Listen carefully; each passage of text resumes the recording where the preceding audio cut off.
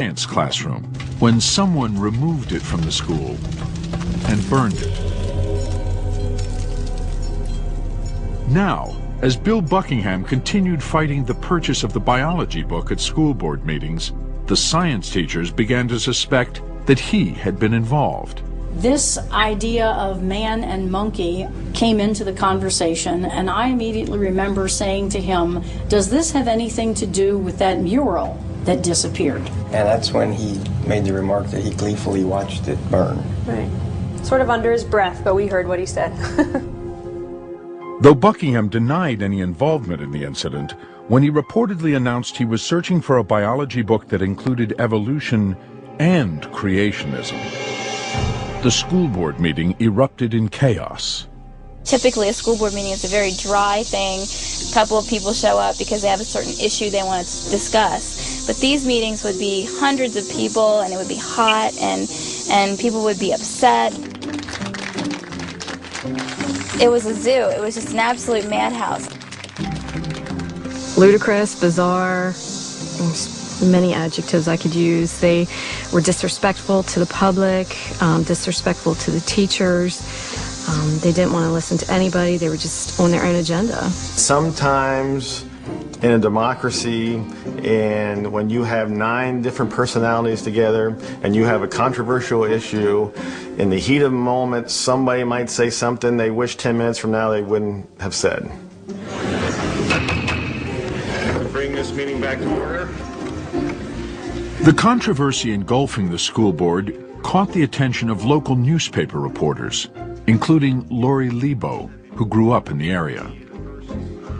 From the first time I heard school board members were talking about creationism, I thought this could become a big issue. I didn't realize how big, but I certainly knew I was intrigued by it. Lebo began reporting on the controversy, but her interest in the issue was not just professional. It was also personal.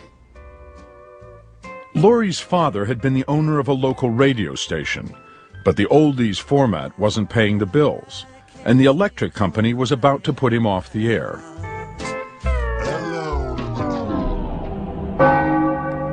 The next day, a gentleman came in who belonged to a local church, wanted to lease programming on the radio station, and offered to pay a decent sum of money.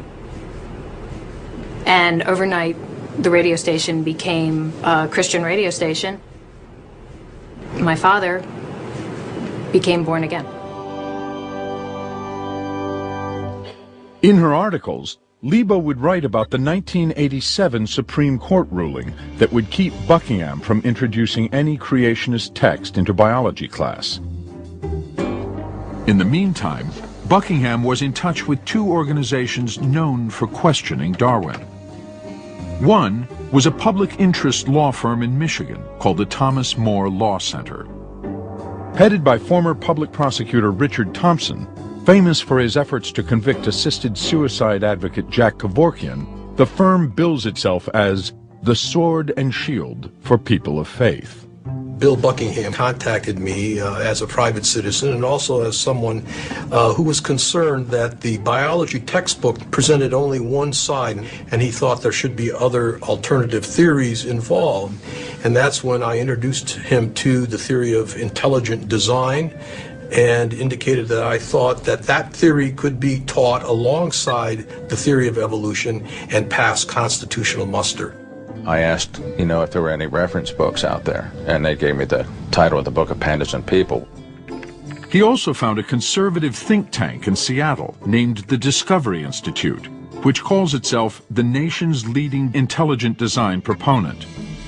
They sent Buckingham a DVD and other material on intelligent design. In these materials, Buckingham found a view that did not seem to conflict with his own. For example, according to the book of Pandas and People, intelligent design means that various forms of life began abruptly, through an intelligent agency with their distinctive features already intact. Fish with fins and scales, birds with feathers, beaks, and wings, etc. And in the DVD he got from the Discovery Institute, Buckingham found more support for intelligent design. 150 years ago, Charles Darwin transformed science with his theory of natural selection. Today, that theory faces a formidable challenge.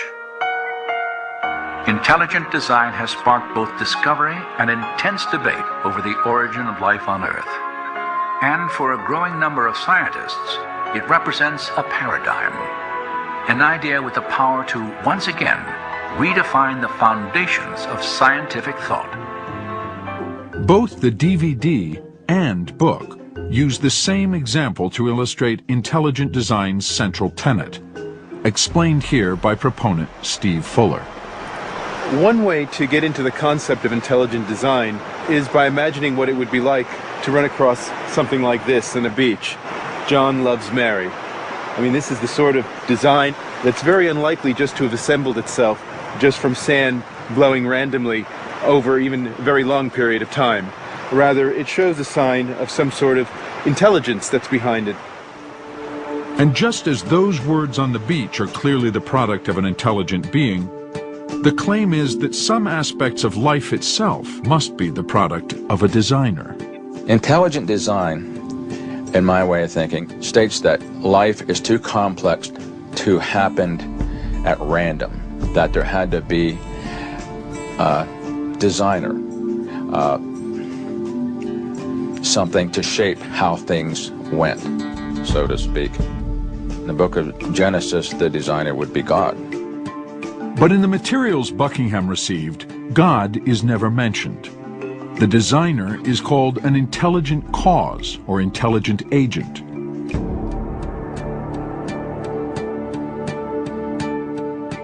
Championed by a law professor named Philip Johnson, intelligent design began to emerge in the 1980s. This whole Darwinian story, it seems to me, has been very much oversold. Everybody is told that it's absolutely certain and certainly true, and because it's called science, it has been proved again and again by absolutely unquestionable procedures. But this is not true. It's an imaginative story that has been spun on the basis of very little evidence. An emeritus professor at the UC Berkeley Law School, Johnson wrote a book called Darwin on Trial, in which he laid the groundwork for the intelligent design movement. For years, he's been making the claim that evolution may produce small-scale changes, like the different finch beaks Darwin observed. But for humans to come about requires the intervention of some kind of intelligence. That is the basic intelligent design proposition, that the unintelligent causes by themselves can't do the whole job. An intelligent cause had to be involved. Armed with this new information on intelligent design, Bill Buckingham returned to the school board. He had been told that intelligent design was a good compromise between his religious beliefs, is what he told me, and Alan Bonsall told me that too, and what the courts will allow. They were both very clear on that this is their compromise. Even though they believe in creationism, this would sort of bridge the gap for them. But the science teachers were not convinced. The first reading of it, an intelligent agent created life. That's creationism. It's biblical creationism, you know. All you have to do is take out intelligent agent, put in God, and voila, we have the story of Genesis. So there's no question in my mind what intelligent design was. Now Buckingham was ready to take a stand. He came up with the ultimatum that the only way that they would vote for the textbook was that we adopted the book of Pandas and People as a sister or companion textbook. But when he put it before the school board, he came up 2 votes short. The board chose to purchase only the standard biology book, co-authored by Ken Miller. Pandas was shelved. That might have been the end of the story. But a few weeks later, 60 copies of Pandas turned up in Bertha Sparr's department, a gift to the school from an anonymous